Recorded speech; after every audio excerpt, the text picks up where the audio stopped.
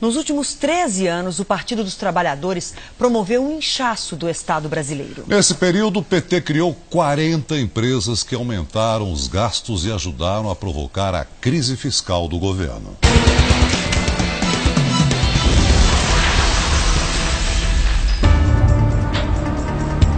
Governar é abrir empresas. Este bem que poderia ser o lema do PT no poder. Em 13 anos, Lula e Dilma criaram 40 novas estatais no Brasil. De seguradora a empresa de logística, de laboratório de biotecnologia a canal de televisão. Se funcionassem como empresas privadas, que dependem apenas do próprio caixa para sobreviver, muitas delas já teriam fechado as portas, pois operam no vermelho desde que entraram em operação.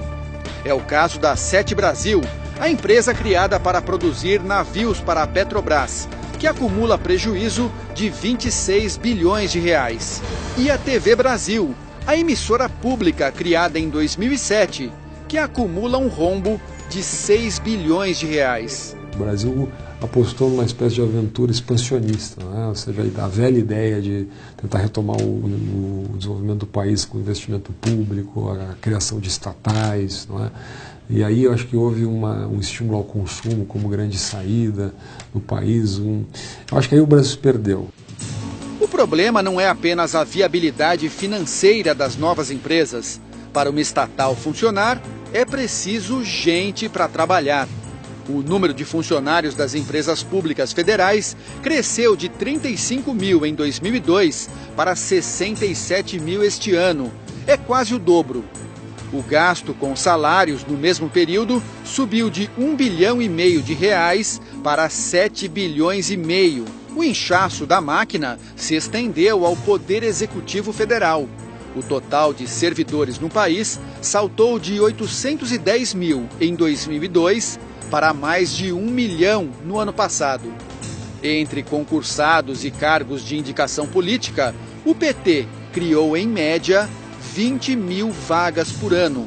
Haja imposto para sustentar uma estrutura tão grande. Mas isso tudo acabou, acho que, eclodindo a crise em 2013 em diante, quando a crise econômica fez com que o PIB caísse, não é? E com isso o nosso déficit fiscal explodisse.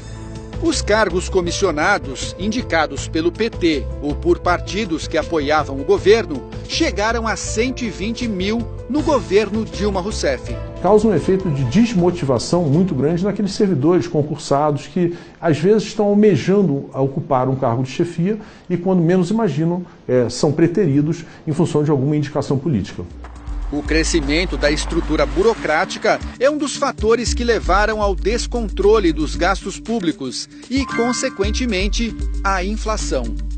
Sem ter de onde tirar mais dinheiro para sustentar a máquina, a aventura expansionista jogou o país na recessão. Num governo sem projeto, né, o que sobra é a cooptação, pura e simples, né? Agências reguladoras, estatais e assim por diante. Isso foi muito negativo, é um dado muito negativo dessa experiência. Para piorar o quadro, os indicadores negativos da área econômica pegaram o governo Dilma Rousseff num momento de fragilidade, por conta do maior escândalo de corrupção da história do país. Os crimes cometidos na Petrobras e em outras estatais não têm digitais apenas do PT, mas de vários partidos políticos. No entanto, a crise veio à tona após 13 anos do partido no poder, o que leva a crer que o PT teve papel de destaque no escândalo agora revelado. Seria o discurso da honestidade apenas demagogia para alcançar o poder? Eu acreditava naquilo. Quando eu deixei de acreditar, falei, peraí, eu estou fora disso, né? Não me confundam. E paguei o preço que tinha que pagar. Paulo de Tarso foi líder estudantil, guerrilheiro e petista. Nos anos 90, se decepcionou com o partido que ajudou a fundar. Na época, era secretário de Finanças em uma prefeitura petista no interior de São Paulo.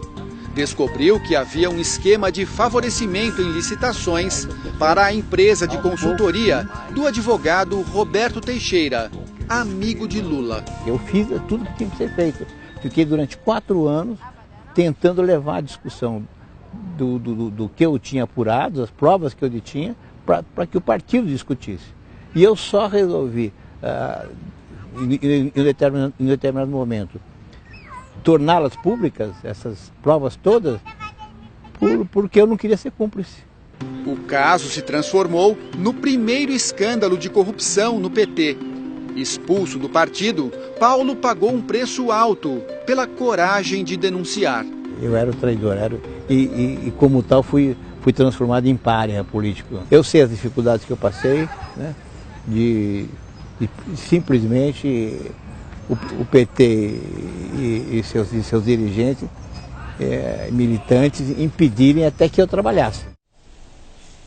A assessoria de imprensa do PT disse que o partido não cria e nem gerencia cargos públicos e que fez um governo de coalizão durante os 13 anos, inclusive com o PMDB.